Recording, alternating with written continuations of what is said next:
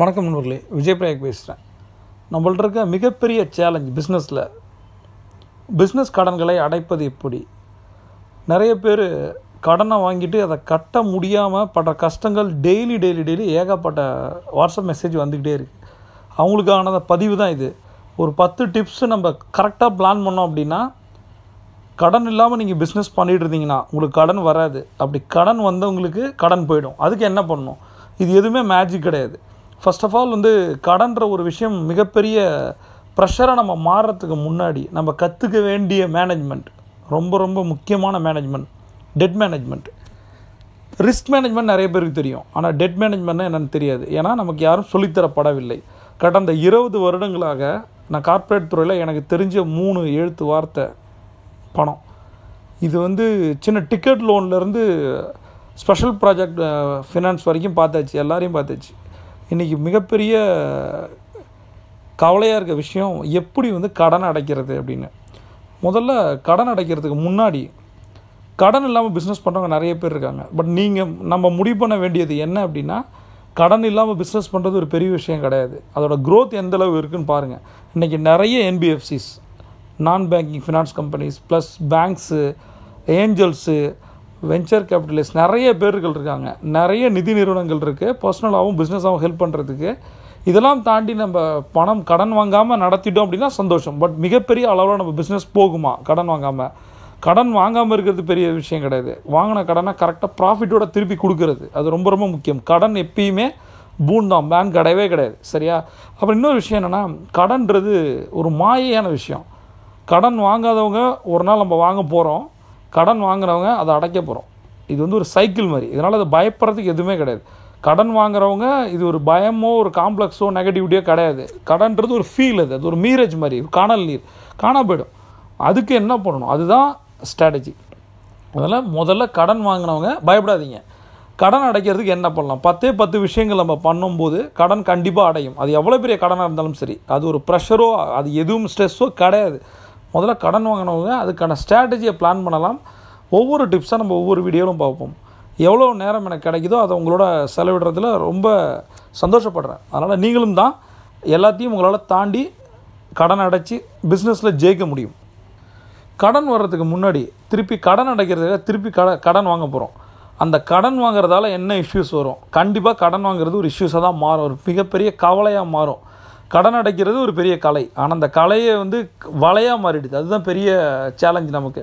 But நான் என்ன சொல்கிறேன்னா, ஃபஸ்ட் பாயிண்ட் உங்களுக்கு எல்லாம் சொல்கிறது, நம்மளுடைய கடனை பற்றியான விஷயங்களை ப்ரியாரிட்டைஸ் பண்ணுறது.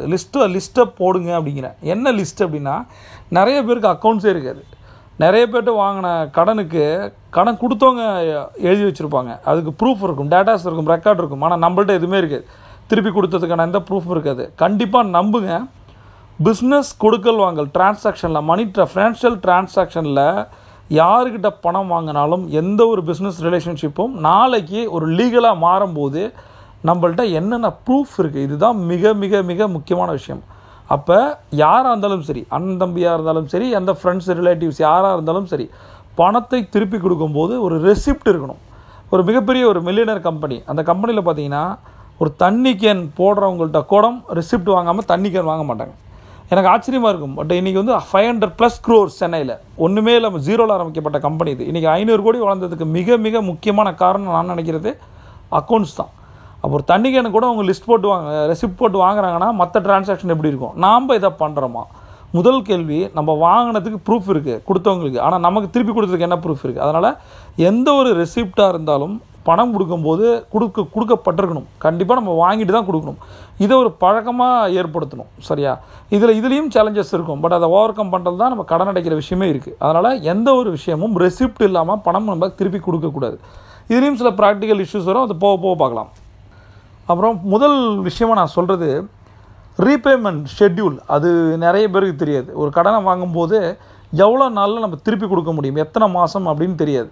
அப்போ இத்தனை நாளில் கொடுக்க போகிறோன்னு சொல்லி வாங்கும்போது எப்படி இதை கொடுக்க போகிறோம்? மிகப்பெரிய கொஸ்டின் ஹவு. இதுதான் இந்த ரீபேமெண்ட் ட்ராக் எப்படி.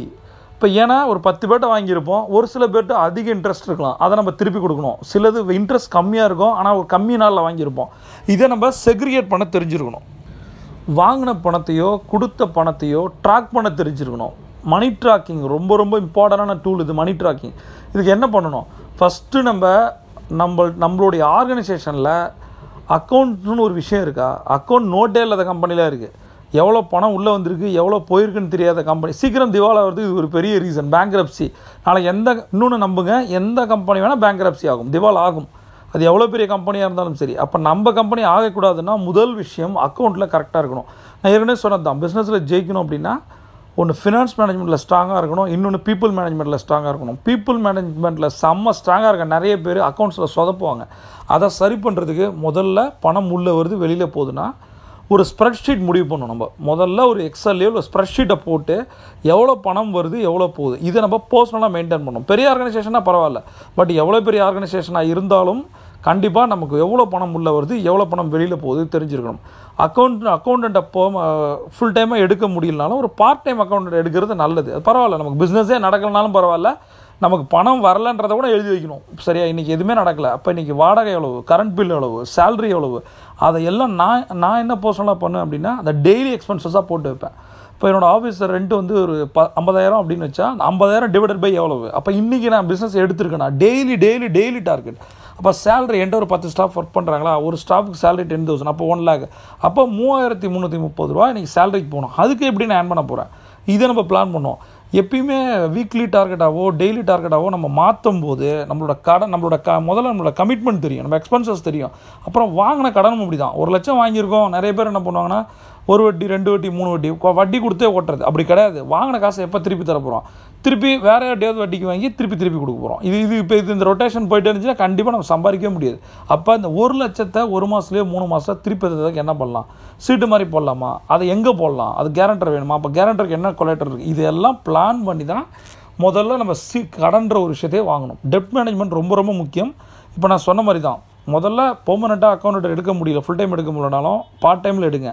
ஒரு லெட்ஜர் மெயின்டைன் பண்ணுங்கள், கண்டிப்பாக ஸ்ப்ரெட்ஷீட் போடுங்க, உள்ளே வந்துட்டு வெளியில் போகிற பணத்தை கணக்கு எழுதுங்க. அப்புறம் யாருக்கிட்ட பணம் வாங்கினாலும் கொடுக்கும்போது ஒரு ரெசிப்ட் வாங்க. இந்த மாதிரி விஷயங்கள் நிறைய இருக்குது. போக உங்களுக்கு நிறைய விஷயங்கள் நான் ஷேர் பண்ணுறேன். திருப்பி சொல்கிறேன் நண்பர்களே, கடன் வாங்குறது தப்பு கிடையாது, கடனை அடைக்காமல் இருக்கிறது தான் தப்பு, ஏமாத்துறது அதோட பெரிய தப்பு. அதனால் முதல் விஷயம் அடைக்கிறதுக்கான விஷயம் என்ன, பயப்படாதீங்க, அதுக்கான ஸ்ட்ராட்டஜி இருக்குது. நீங்கள் எவ்வளோ கடன் வாங்கியிருந்தாலும் அதுக்கான ஸ்ட்ராட்டஜி இருக்குது. முதல்ல கோல்டுன்னு அவர் பண்ணுங்க நண்பர்களே. நிறைய மெசேஜ் எனக்கு ஓவராக வந்துகிட்டு இருக்கு. நான் கடனை பற்றி வீடியோ ரொம்ப நாளைக்கு அப்புறம் போடுறேன்.